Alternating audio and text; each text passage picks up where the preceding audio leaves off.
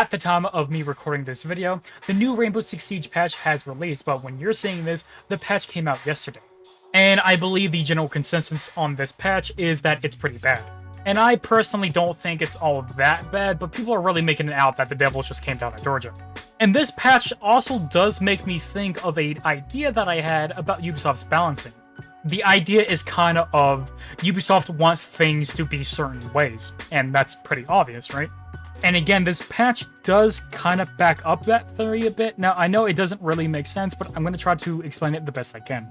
So let's talk about the elephant in the room. Thorn's UCK SMG has received the 1.5 scope. Now, if we take a look at the pick rates and win rates of the operators, you can see, at least on PC, that Thorn is performing terribly.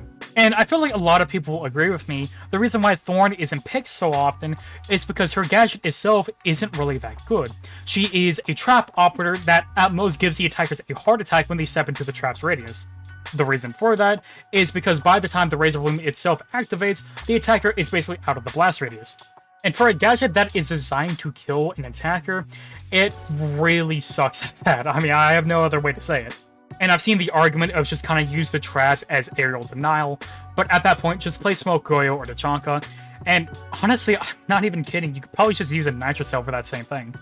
I've seen many ideas of how they could buff the Razor Blooms by either making the activation time quicker, make the blast radius quicker, blah blah blah. They could do literally anything to this trap, but they haven't done it since her release. And she came out all the way back in Year 6 Season 4, Operation High Caliber. And a year and a half later, after her release, they finally decided to buff her.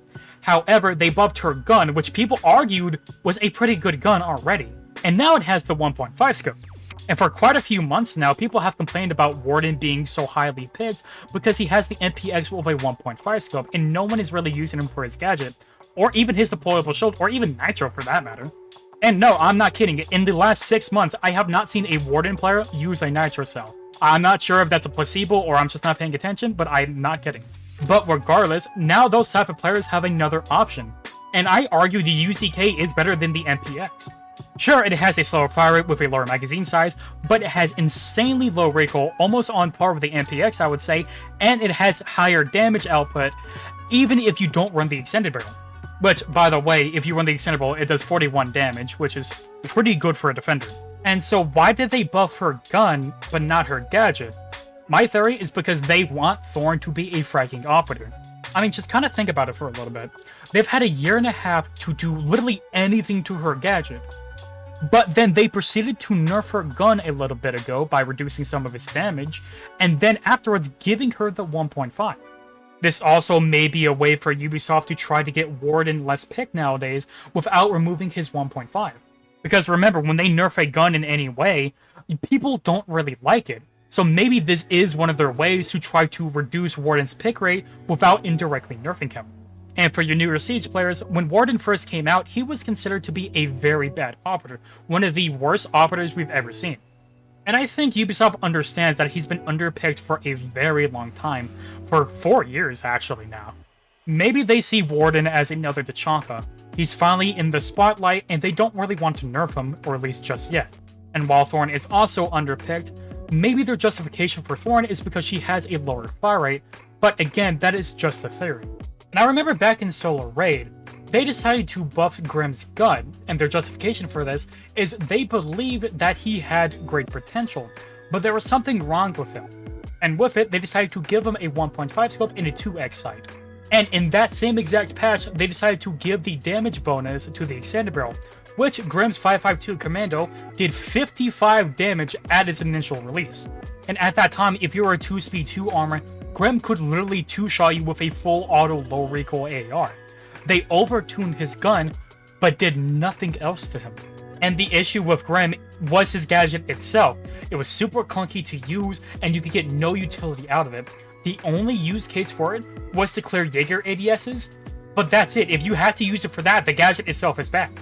Thankfully, since then, they decided to reduce the damage of the extended barrel so it could only 2-shot 1 speeds now, which is still kind of insane, and then they proceeded to buff the ever-living crap out of his utility by giving him a secondary shotgun, that being the Bailiff, Hard Breach gadgets, and significantly buffing his gadget.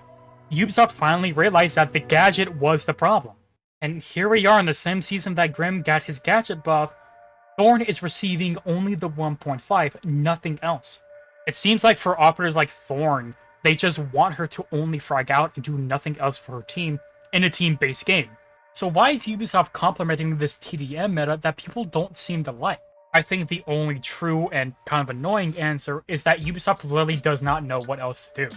And yeah, that sounds a little bit rude, but if you look at Ubisoft's history with operators, they have been kind of insane. For the operators that they accidentally made overpowered, I'm thinking of Finka, Glaz, Dokkaebi, and someone like Echo. Those operators created their own or still are problematic in some way because Ubisoft accidentally overtuned them. And the reason why they like to nerf the guns is because they are the safest bet. Like if they nerf the recoil, sure, it's going to be a little bit more challenging to control, but we can easily learn it. Unless it was Sophia's AR a few years ago. We don't talk about that. And if they remove the 1.5 and change literally nothing else about the gun, then it's likely still good. Like Oryx's T5, which I still think is the best SMG in the game, at least on defense, but that's my personal opinion. And if we look at the operators that I mentioned a second ago, then we could see when Finka's gadget got buffed, she easily became one of the best operators of the game. Because what happened before is when you activate her gadget, she would have a recoil reduction on you. But that would throw over her players' heads, and because they try to compensate for the recoil, they would glow straight to the floor. After that, she accidentally kind of started the LMG meta. When they gave Glass his thermal sight, he became the best entry fighter in the game with a low recoil DMR that basically two-shotted anyone. If we look at Echo, he used to have one invisible yokai drone, but then he had two, and he became a problematic operator for quite a few years actually. And for Dokkaebi, you probably already know why Dokkaebi's insane right now, and you get the idea anyway. Ubisoft has made it blatantly obvious that they do not want to repeat the past in any way, but at the same time, it's kind of making the game less fun.